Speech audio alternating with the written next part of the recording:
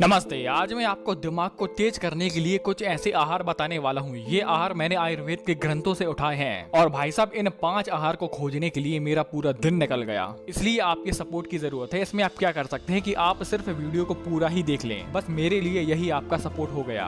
दिमाग का कमजोर होना यानी कि याददाश्त शक्ति कमजोर होना, स्मरण शक्ति कमजोर होना, यानी कि हमने एक बार जो चीज पढ़ ली, चलो ठीक है वो चीज पढ़ ली, लेकिन मेन टाइम पर अगर वो याद नहीं आ रही है तो जो चीज आपने पढ़ी है उसका कोई मतलब नहीं। और यही होती है स्मरण शक्ति। इसमें कोई चीज पढ़ना जरूरी नहीं है, इसमें ये जरूरी है कि जो चीज हमने पढ़ी है वह सही समय पर याद आ जाए। तो इसी शक्ति को मजबूत करने के लिए मैं आपको 5 आहार बताने वाला हूँ। तो आइए शुरुआत करते हैं नंबर 5 से। नंबर 5 पर है कि कद्दू के बीज। कद्दू आपने देखा होगा सब्जी वाले ठेले पर ये आसानी से उपलब्ध हो जाता है। इसके अंदर जो बीज होते हैं और उसी बीज के अंदर जो सफेद कलर के बीज होते हैं, उन्हीं बीजों के बारे में आज मैं आपको बताने वाला हूँ। इनको आप कैसे ले सकते हैं? आयुर्वेद में इसको सेवन करने की एक बहुत अच्छी विधि बताई गई है। इसमें आप क्या कर सकते हैं कि इसमें आप जो कद्दू के बीज जो आपको मिल जाए, ये सभी चीजें जो मैं बताने वाला हूँ वो आपको आसानी से ऑनलाइन उपलब्ध हो जाएंगे। आपको करना क्या है कि आपको कद्दू के बीज को कूट के एक पाउडर के जैसे तैयार कर लेना है। अब इस पाउडर को आपको बराबर मात्रा में शहद के साथ लेना है, या अगर आपको इसको शहद के साथ नहीं लेना है, शहद आपको महंगा पड़ रहा है, तो आप क्या कर सकते हैं, रात में दूध तो पीते हैं तो दूध में 1 चम्मच इस पाउडर को घोलकर पी जाएं। अब आगे बढ़ते हैं और जानते हैं चौथे आहार के बारे में, जो है कि अखरोट या बादाम।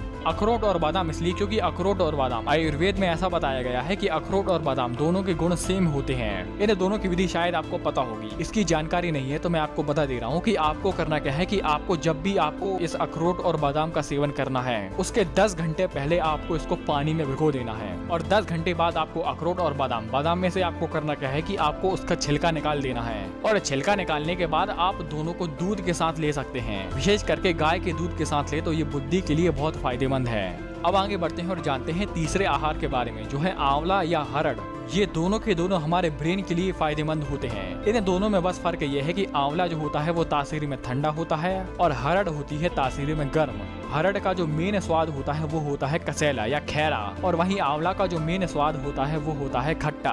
बस ये दोनों में सिर्फ 2 फर्क होते हैं, लेकिन इसके जो फायदे हैं वो एकदम सेम टू सेम है। आंवला या हरड़ को आप किसी न किसी रूप में इसका सेवन करते रहें। आप चाहे तो इसका मुरब्बा ले सकते हैं, आप चाहे तो इसका चूर्ण ले सकते हैं, आप चाहे तो इसकी कैंडी ले सकते हैं। अगर मेरी माने तो सबसे बेस्ट है कि आप आंवला का चूर्ण या हरड़ का चूर्ण लें। नाश्ता करने के बाद 1 चम्मच गुनगुने पानी के साथ आप आंवला या हरड़ का सेवन करें। महर्षि वाग्भट ने आंवला और हरड़ के बहुत सारे फायदे बताए हैं। उनमें से एक फायदा है बुद्धि के लिए। ये हमारी बुद्धि बढ़ाता है और सबसे मेन है कि ये हमारी स्मरण शक्ति बढ़ाता है। अब आगे बढ़ते हैं और जानते हैं दूसरे आहार के बारे में, जो है चुकंदर। कई लोगों को मैंने ऐसा देखा है कि वो चुकंदर का नाम सुनकर वो मुंह बना लेते हैं, यार छी चुकंदर गंदी चीज, चूहा खा रहा है। चुकंदर को आप जानते होंगे कि ये खून की कमी के लिए बहुत फायदेमंद होता है, लेकिन क्या आपको पता है कि ये हमारे ब्रेन के लिए भी बहुत फायदेमंद होता है। और जो लोग जो चुकंदर का नाम सुनकर ही मुंह बना लेते हैं, उनके लिए मेरी एक ट्रिक है। आप करें क्या कि चुकंदर को एकदम काट के पीस बाय पीस काट के उसमें आपको स्वाद अनुसार काला नमक मिला देना है। इससे आप चुकंदर का सेवन कर सकते हैं। और जो लोग बिना कोई नखरे के चुकंदर खा सकते हैं, तो भाई आपको मेरा सलाम, आप दबा के चुकंदर का सेवन करिए।